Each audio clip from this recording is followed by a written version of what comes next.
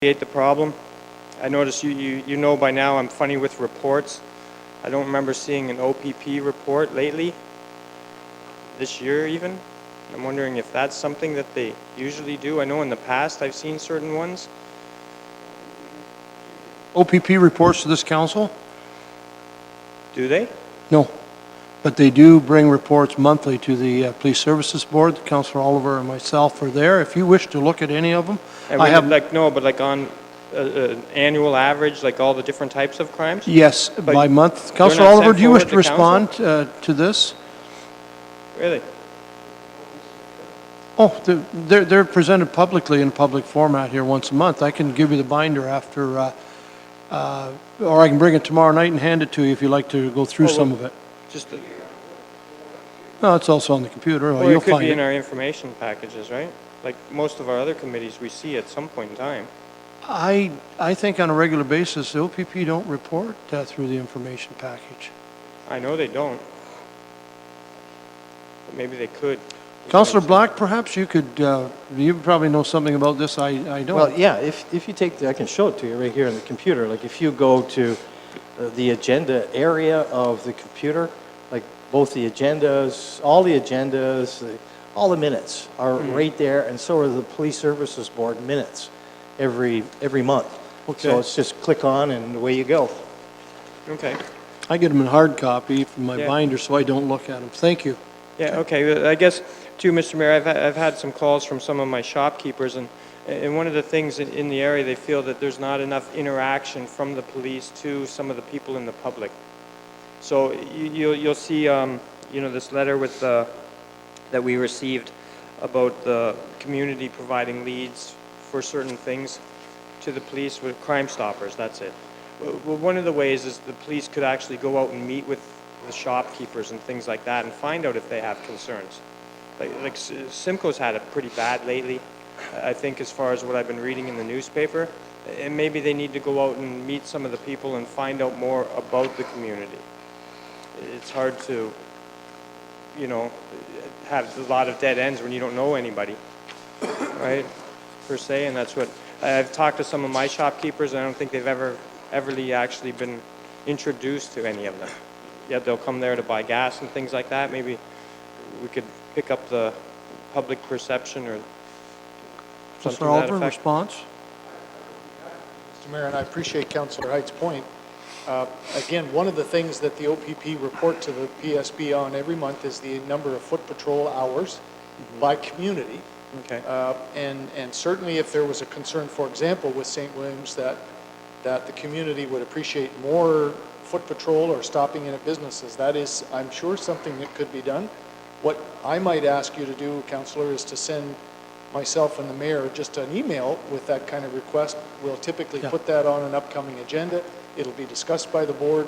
The board can and usually does give direction to the OPP to increase patrols or establish a speed spy if it was speeding problem or whatever. that. So Yeah. great suggestion. Just give us something to go forward with and we will.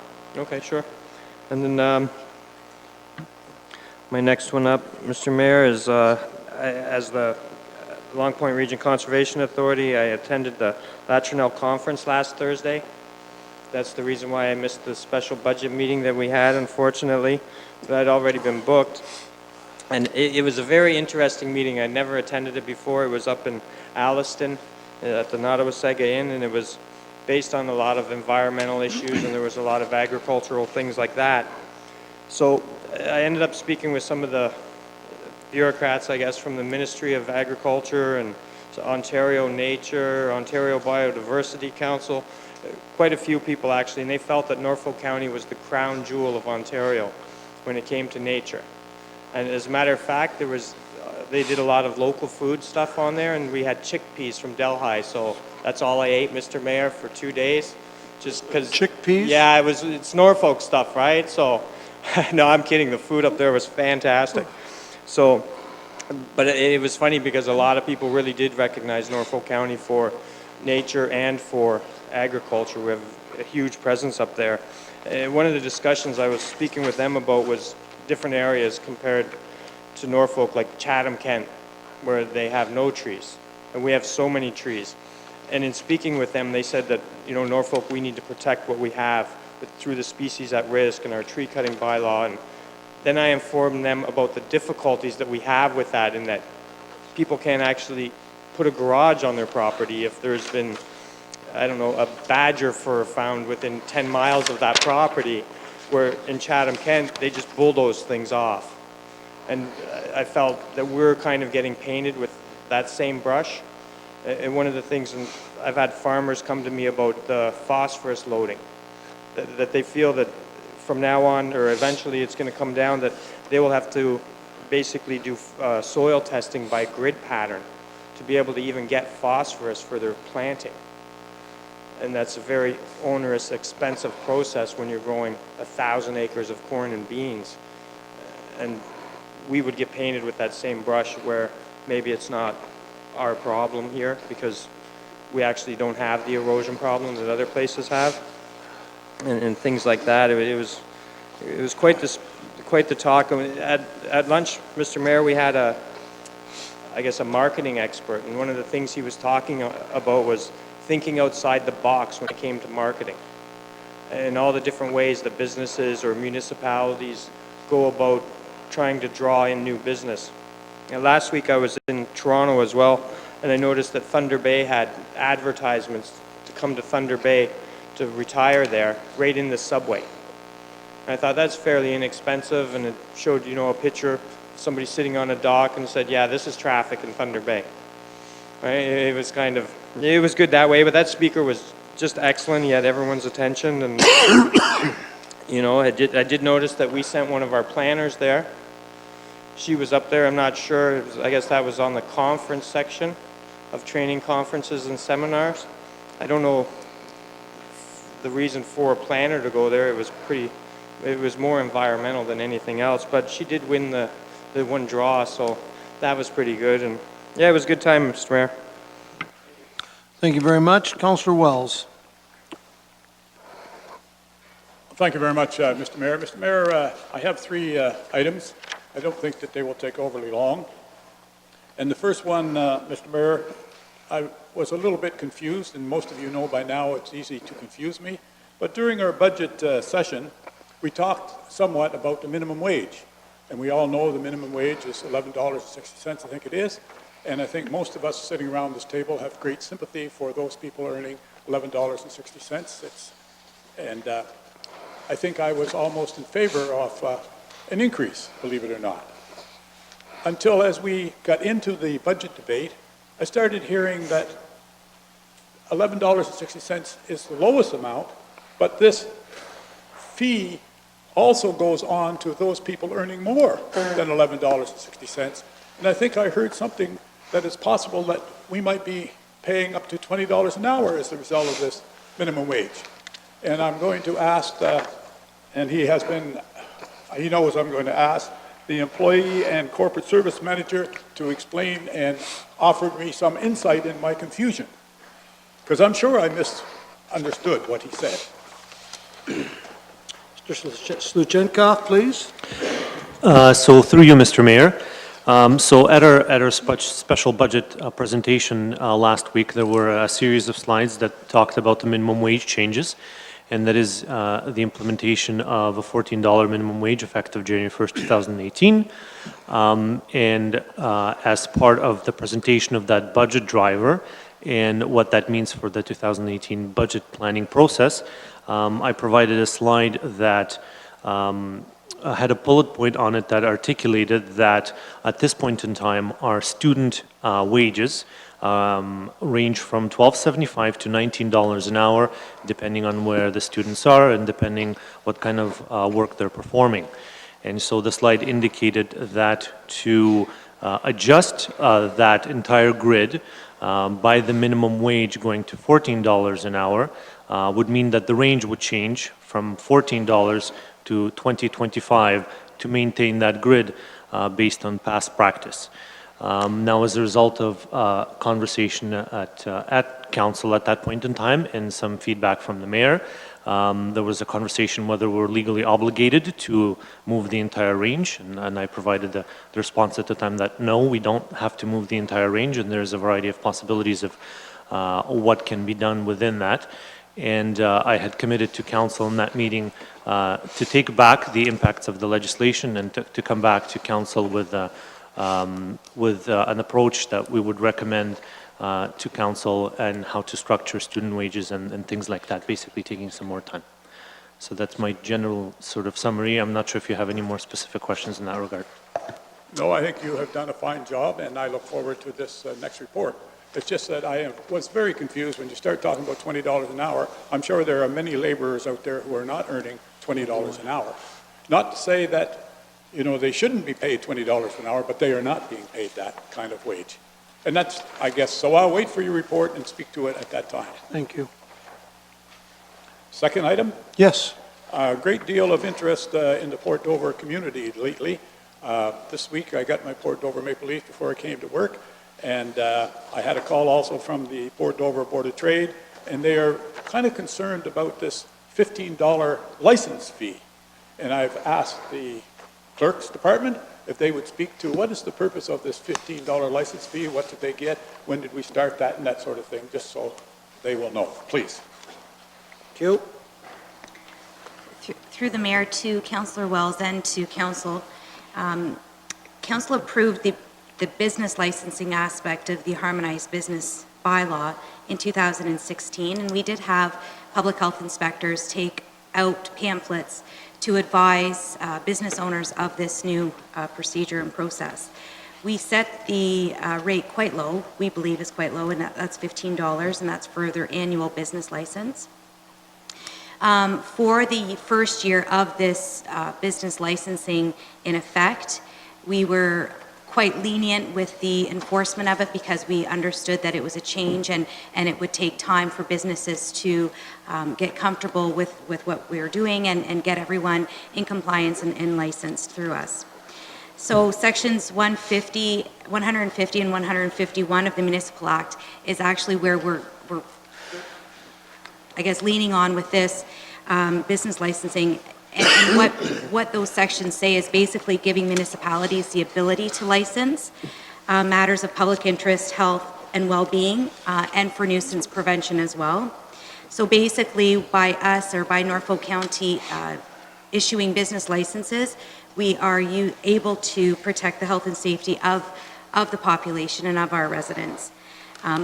In terms of the initial feedback that we've received over the last year, there was some initial pushback, to be perfectly honest, but we've, again, set the rate quite low, and we believe that when people come in and they understand that the process of obtaining a business license is a pretty easy and simple process, we've had quite a few people leaving relatively happy and understanding the process. Thank you, Mr. Mayor, and thank you very much for that explanation. I'm sure the community will be not pleased, but at least they understand. And the bad guys, it's not the clerk's department, it's people who are sitting around this table. I believe we must have passed that. Am I correct? I just didn't remember it. And I couldn't pass it off to you. I'm sorry. My last one, Mr. Mayor, a very important item for me, something that I've been waiting for over 8 years, and I see in our information package, great news, I hope. And it says that in December of 2017, we are going to complete a draft contract document for the famous Meisner Dam. I was almost in diapers when we first started talking about Meisner Dam. And in February, we are going to receive the LRIC permit. March of 2018, we're going to advertise. April of 2018, we're going to close our tenders. May of 2018, we're going to report to council recommending the award. July the 1st, first available start date in water construction. And, most important part, November 2018, the project is supposed to be completed. And to you, if that happens, Ms. Lee, I will say nothing but congratulations, well done, and thank God. I'm glad, if that Meisner Dam gets finished, I will be going out with a smile on my face. Because believe it or not, 8 years ago when I ran the second time, I said we'd get it done. We never got it done last time. Let's hope that we meet success this time. Because believe it or not, I'm getting old, but so are the people in Port Dover. Thank you, Mr. Mayor. Thank you, Councillor Wells. Councillor Brunton, please. Luke, Must apologize for not being at the Christmas party on Friday. I was out of the country, but it sounds like I missed some very good entertainment. Is there any chance Dancing with the Stars or The Voice for any of these people, or? No? No? No. Anyways, I do have a couple. Simple Panorama, I did miss that too on Saturday night, the light up, but I did take a chance last night and went down, and to anybody on this council that hasn't had a chance to look at it, I think this year is, to me, is probably the most beautiful I've ever witnessed that, and I've watched it for many years. And it's eye-catching, and I want to thank the staff, all the volunteers for the job they've done. It's phenomenal. If you get a chance, and you guys don't head out McDowell Road home, go down through the park and take a look. It's something to see, okay? My last item, Mayor Luke, if I may, is, and it's in our information package for today, and on page 13, and it's the AMO Queen's Park Legislative Update. And it deals with the Ontario Municipal Board, and I attended that about 2 or 3 years ago, where they started the initiative to get rid of the Ontario Municipal Board, and it looks like it's going to happen with the new Local Planning Appeal Tribunal. What that will look like, I have no idea. My question, if somebody can answer it, and it's in the right-hand column, it refers to, and I'll read it. AMO asked to reform the OMB are reflected in this bill. And then it goes on, it says, putting all provincial policy in the provincial policy statement was not approved. I'm curious as to what that actually will look like if and when it happens. And I wonder if anybody can update me on what perhaps that might mean. Mr. Baird, do you have any more information on that? And I see it says it's going for third reading. So is that possible something might happen very shortly? Through the mayor, I'm not fully up to speed with this, but I'd be glad to consult with my team and provide maybe a narrative back to all of council just on what it might mean. Yeah. Okay. I'll look after that tomorrow. Very good. Thank you. Thank you, Councillor. Thank you very much. Councillor Oliver, I'll put you up next. Thank you very much, Mr. Mayor. I just have one item to bring to council's attention, and maybe you were going to speak to it. No, or you the go county ahead. manager might have, but I was going to mention it. the three of us were at the Municipal West conference last Friday in London. This is just the one-day thing. It's a small version of the AMO annual conference, Yes, it you could is. say, sort of targeting municipalities in southwestern Ontario. Many of us have been at least once or twice over the years. And it was very good, Mr. Mayor. I'm sure you and the county manager would agree. Just very quickly to highlight the keynote speaker in the morning, Dr. Thomas Homer Dixon, who is, I would say, a futurist somewhat. He's a planner Yes.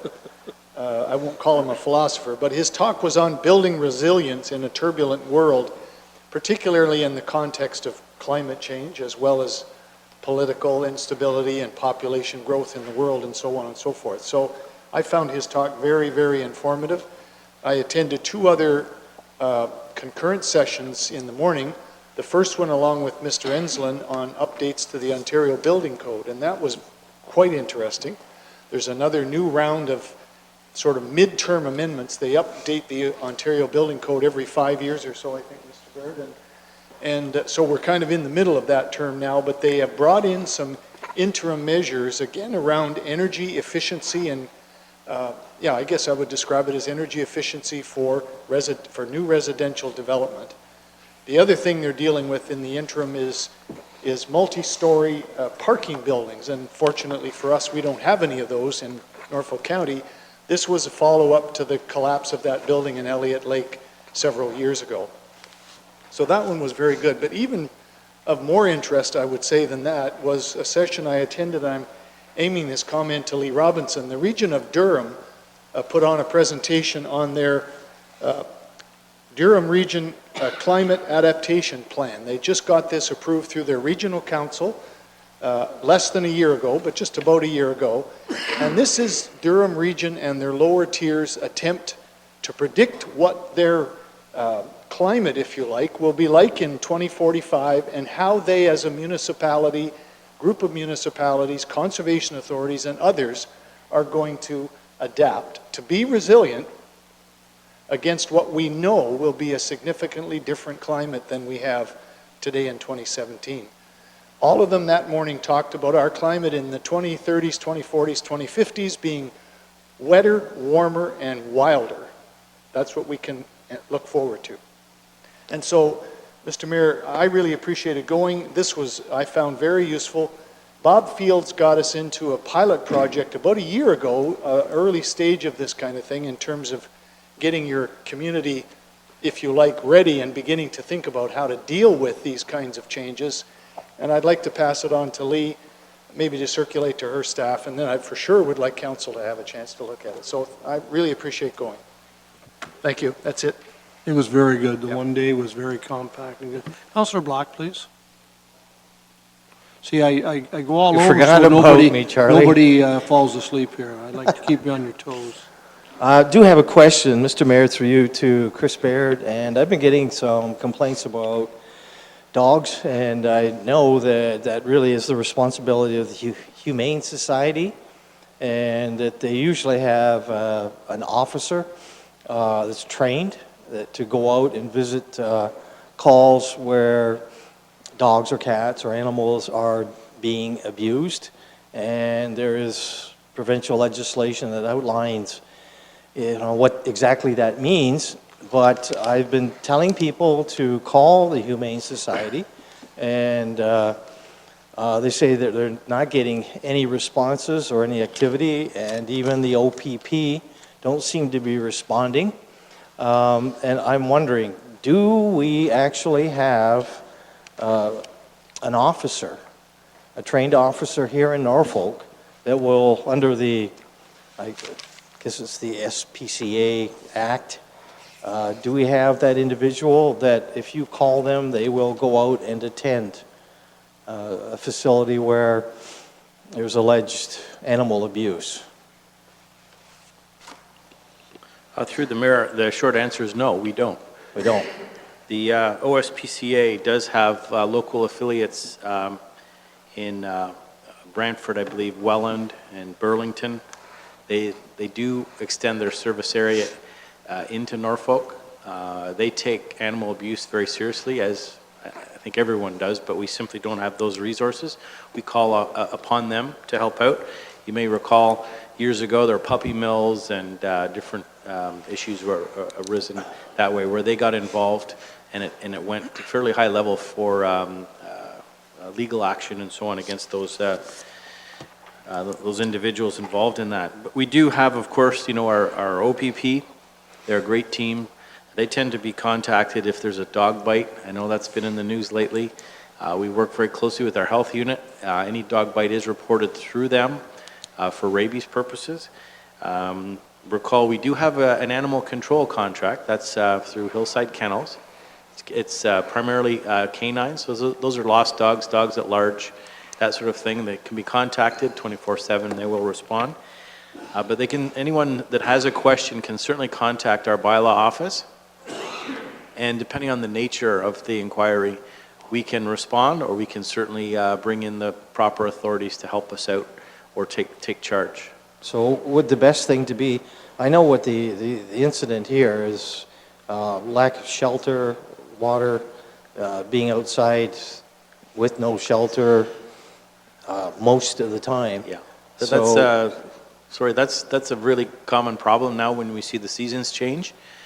Norfolk County does have an animal care and control bylaw, and there are minimum standards or duties of standard for animal owners that they have to adhere to, and our staff, your municipal law enforcement officers, can and will respond to those complaints. okay, so If there's abuse, it goes to sort of the next level, but we'd like to be that first point of contact. okay, so I should direct them to Fritz or to Absolutely. Or Patty to our- McBride or, Well, I would recommend they just contact the bylaw department. okay, And we will assign, depending on the zone, we'll assign the appropriate All right. officer or resource, whatever is necessary. yeah, well, this one's in Simcoe. All right, thank you very much. Secondly, and just to piggyback on Councillor Brunton, I don't know if he can hold me anymore or not, but The mayor and myself were at Panorama opening, and Doug's right. I mean, it's pretty fantastic what those volunteers do.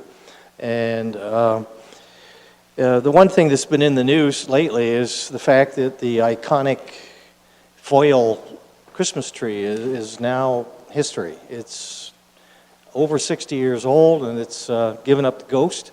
So it's the tree that you see on all the postcards. You see it all over the place. And we had a bit of a crisis some years ago because it was so labor intensive.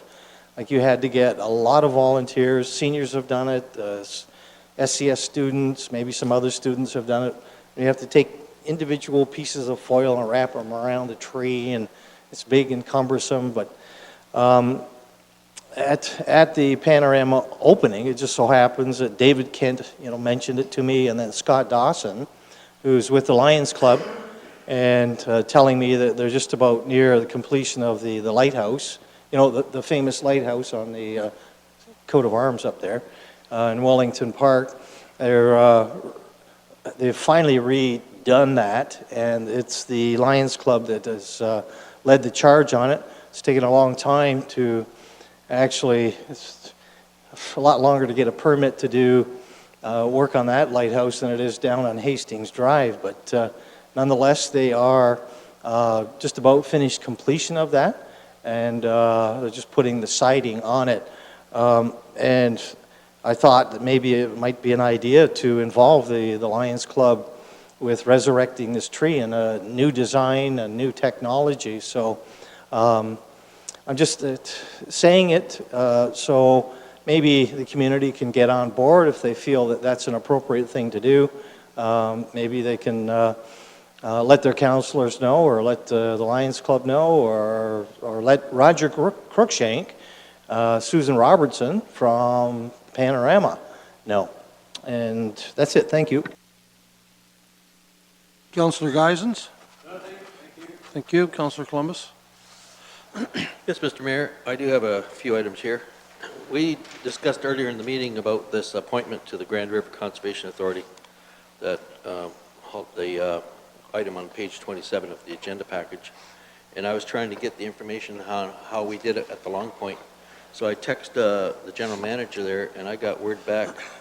All member municipalities in that watershed have to agree to board composition. That's the way we dealt with it at LPRCA. I think it was about 4 or 5 years ago. So it sounds like you've got to go to all the municipalities within the Grand River watershed to get approval to make these appointments. The other thing I just wanted to mention is we've had a bridge closed down, Wyndham Road 3. And Ms. Robinson, I just wonder if you can shed some light on it. I've had calls about it as to how long it's going to be out, school buses. It was kind of a surprise, I guess, and I was never notified till I got phone calls. So if you could just shed some light on the Wyndham Road 3 bridge, where it's at, how long it's going to take to repair, what has to be done. Through the mayor to council, it was a surprise to everybody, but when we could stand on the deck and see the water, we knew that we had to close the bridge. It's a wooden deck bridge, and as such, it goes from fine to not so fine very, very rapidly. Recognizing the importance of that to that particular area, we already have had, there's actually a meeting scheduled on site tomorrow with a contractor to get a quote to do an emergency repair on it. So at this point, I do not have an update for that. I can say that we're actively moving forward to see how much it's going to cost to do an emergency repair to get that back up and running, and we'll be happy to provide updates to council once we have that. But we are, again, moving expeditiously to try to do that. It's not our intention to leave that bridge closed for the winter. We're doing everything in our powers to get it opened back up as soon as possible. I appreciate it, and I hope Wyndham Road 3. Lee probably. South of Little Lake, I think. Well, yeah, on Little Lake. The other item is for Mr. Cridlin, and this gentleman, he was burning. He called in for a burn permit, called the right number and everything. He got the approval, and the fire trucks came out. It's the second time this has happened. It's south of Delhi, and he's concerned about the cost. that it's costing to send us out. Somebody was driving by and they saw smoke, they called it in. Fire department came out. Any comments on how we can curtail that from happening, Bill? Because there is a cost to it, obviously. Through the chair to Councillor Columbus. Yeah, staff have talked about the last one, and we're still brainstorming because what a burn permit gives you permission to burn. However, to certain sizes, heights, locations on your farm. So I'm not saying that the individuals aren't there. As long as they are within their locations to the permit, things are good. I think sometimes the issue is when a neighbor sees the smoke, at times maybe there's nobody around the fire, so they think they're doing the right thing to call it in.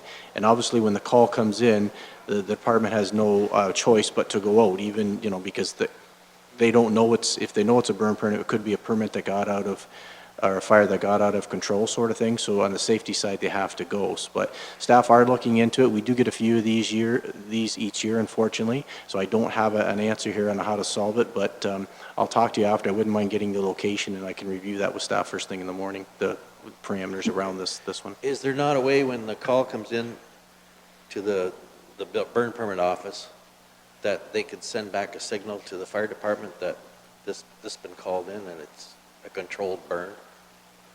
Through the chair, I think the issue is now that the burn permits are, hopefully I get this right, you can get a burn permit for a year or 2 years. So it's even a further thing. If a farmer came in and got a permit, he's set for the year. So it's just hard for 2 years. Thank you, Councillor Brunton. I thought it was more than a year. It's tough to track that. And it's the time when a call comes in that there's a fire. Sometimes these fires are called in a structural fire. So, the staff are getting there as quick as they can. Well, he just hopes next time, the third time, they don't come out. Okay. I'll talk to you after if I get that information. Thank you. Councillor Oliver? On the same thing as Mr. Cridlin knows, I called him about one a month or two ago. I hope it's not the same property owner, so I'll be curious to know which one it is as well. And perhaps the time is right, Mr. Cridlin. Maybe we could ask the staff to give us a bit of a refresher as to what we do and the rationale for changing. We used to require people to call in on the day they were burning. The idea being just that if dispatch gets a call from somebody saying there's a fire in my neighbor's yard and they've called it in, there's less risk of the trucks coming out than there is now. So it is a problem, and I, for one, would appreciate perhaps staff just giving us a bit of an update and maybe take another look at it. Thank you. Thank you. I have a number of items here, but I'll be quick. And we'll go into closed session. I too, it's been mentioned, but I too just want to say that the Saturday night opening of the Panorama was probably the largest crowd I can remember. And certainly the Lighthouse has been mentioned. I'm going to send a letter of thanks to the local alliance on behalf of council. If I don't hear any objections, I will do that. I think it's in order. One thing I found out the last, I guess it wasn't this week, last week, which maybe I missed this somewhere, but I have been informed that we no longer issue building permits or sewage permits in the Langton office. And Mr. Baird, I was surprised. I don't know if anybody else is aware of that, or I'm the only one that didn't know. I was shocked to hear that, and I don't know if it's true, but that's what I've been told. Mr. Mayor, we've had some staff changes where we just don't have the staff in place. We're in a recruiting phase, and we're not able to provide that service at the Langton office at the present time. It's not permanent. This is a service disruption. It's posted as such, and we are directing those people that require permits to come to the Simcoe office where they'll have full service there. That's all it is. Once we get recruited back up to full staff, we'll be in the position to once again offer those services in the Langton office. Mr. Baird, any estimated that when that may occur? I'm not going to hold you to a date, but any estimation? It will be a couple more weeks, I understand. Oh, okay. Mr. Geisens? Okay.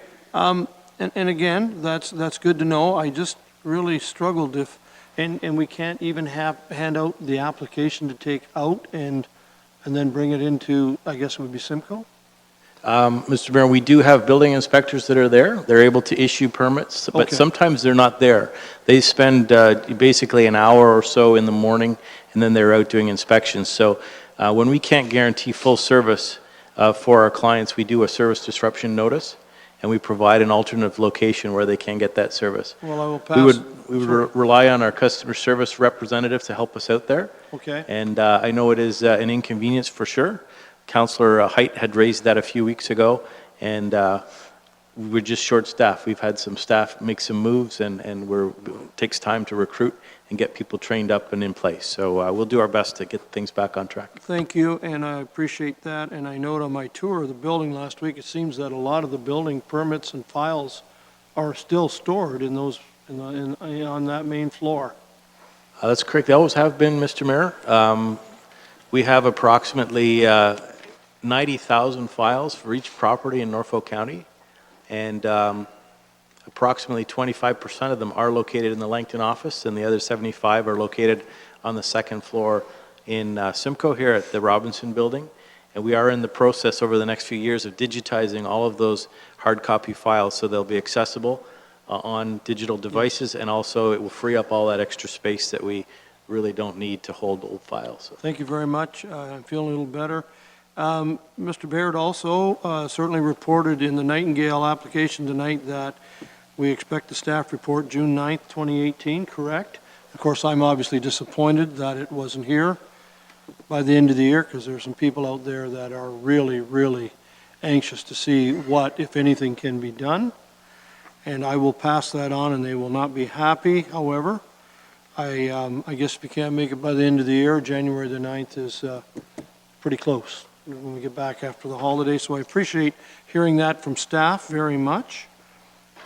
I want to just take this moment to say, on the heels of our Christmas party for Norfolk County Friday night, I want to say thank you to our social committee that worked not just to put this great event on, but also throughout the year, because that is time consuming and it's done by people that wish to make our workplace better. But I thought it was just exceptionally well done. Also, another congratulations to staff. Some of us attended last Tuesday the soup luncheon at the Odd, and I want to say thank you to all the staff that took the time to come and volunteer. It was a huge success. It makes me very proud to see staff out in those numbers, especially assisting. One last thing, this will take 2 minutes. We're going to have a little break before we go into closed session, like 5 minutes, just for a stretch, if that's okay. This isn't in our county, but I think it's something to mark on your calendar. I had a call about a week or so ago from a guy by the name of Joe Matus. And who is Joe Matus? He's a former OPG employee that is in charge of the demolition of that building out in Nanticoke. So this is something to mark on your calendar. February the 28th, 2018, it will be the day that the smokestacks will be dynamited and they will fall to the ground to begin the demolition. And this is something that in some countries, nobody's at work. I'm not suggesting that here, but everybody's there to witness this episode. Just to follow up to that quickly, just for information, I think it's interesting. He told me he is in charge of the demolition. The coal yard demolition started, of course, in May 2016. There's a company called Delsan AIM Environmental Services that is in charge of the demolition. The last coal was burned there on December 31st, 2013, already 4 years ago. They hope that the coal yard demolition will be completed early in December, in a week or two, to create space for a gigantic solar project that we're all aware of. So early next year, there will be some construction starting in February, March on the solar project, just about done. The RFP process to demolish the powerhouse, which will come later after the stacks, and you know the size of that building, was given out last December, and that contract was also awarded to the same company, Delsan AIM, who are doing the smokestacks. Just to put in perspective, these smokestacks, he told me, and I knew this back when I saw it being built, I read all about it back in the early 70s. Smokestacks are 650 feet high. They are 60 feet in diameter, which I'm estimating the length of this room is probably 70 feet, give or take. And there are 4 steel flues inside encased in cement. They will use explosives at the base, and they will go off simultaneously, and the stacks will fall towards each other. Public meeting is Thursday. Today's the 28th, November the 30th, at the Nanticoke Community Center. You've seen it in the paper, 4:30 to 7. All the neighbors have been given bulletins of the meeting and the schedule. In 2019, the powerhouse will be demolished by explosives in May of that year. And in the completion of the project in May of 2022, which is 4.5 years away, all that will exist on that property will be a solar farm and 1 guardhouse. That's it. So I just thought I found that very interesting, and I would love to be there to see this. Wells, and then Oliver, yes. Thank you very much for that report, Mr. Mayor. Mr. Mayor, I just wondered, my newspaper, and I obviously get a different newspaper than the rest of you. Yes. Because my newspaper keeps telling me that we have more power, electrical power now than we need. So what are we going to do by producing more electricity? Is there kind of some big push for more electricity? You're buying an electric car when you retire, you told me. You're going to need some power for that. I can't answer that. I know what you're saying. I don't disagree. Councillor Oliver? Mr. Mayor, I may be able to help answer that a little bit. And the other thing that you, council might remember, a few weeks ago, we got a notice of another open house that OPG was hosting down there. And they were putting in a proposal in response to a call from the energy system operator for 40 megawatts of battery energy storage. And this is to take power when we have more than we need and to store it in batteries to be used when there's a shortage, either on a day-to-day cycle or whatever, or minute-to-minute cycle. And OPG was applying to do that, and they were optimistic that they would get one of those contracts to produce, or to store rather, 40 megawatts. The call was for 100 megawatts, and OPG was putting in a proposal for 40 megawatts of that storage capacity to be built, just a small building, perhaps 2 or 3 times the size of this chamber, would store 40 megawatts worth of electricity. And that's at least they're trying to deal with Councillor Wells's point. We've got more than we need some of the time. What do we do with it? Well, you could start storing it for use when you don't have enough. So that's a good news part of it, I hope.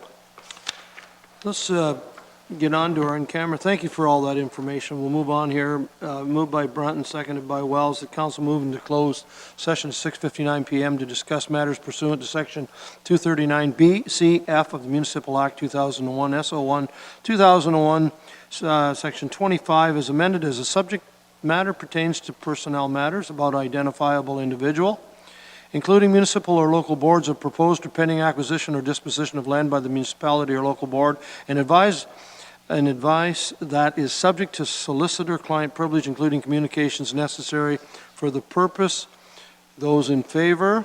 And before we assemble at the back, we just take 3 or 4 minutes to stretch and have a washroom break. That would be appreciated. That's carried. Thank you.